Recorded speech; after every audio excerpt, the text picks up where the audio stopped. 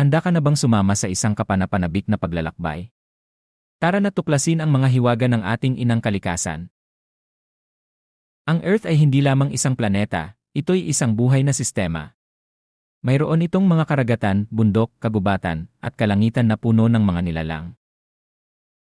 Ang Earth ang ikatlong planeta mula sa araw at ang tanging planetang may buhay. Mayroon itong hangin, tubig, at tamang temperatura para sa ating lahat. Ang Earth ay may apat na pangunahing bahagi: crust, mantle, outer core, at inner core. Tayo ay nakatira sa crust, kung saan matatagpuan ang lupa, karagatan, at lahat ng buhay. Ang kalikasan ay binubuo ng mga halaman, hayop, at iba pang maliliit na nilalang. Sila ay nakatira sa mga ecosystem, kung saan lahat ay nagtutulungan. Halimbawa, sa isang kagubatan, ang mga puno ay nagbibigay ng tirahan at oxygen.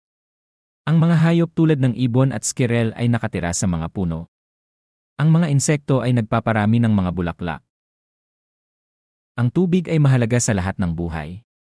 Ito ay patuloy na gumagalaw sa pamamagitan ng evaporation, condensation, precipitation, at collection. Gusto mo bang matuto patungkol sa ating planeta? Mag-subscribe sa aming channel at i-share ang video na ito sa iyong mga kaibigan. Sama-sama nating pangalagaan ang ating inang kalikasan.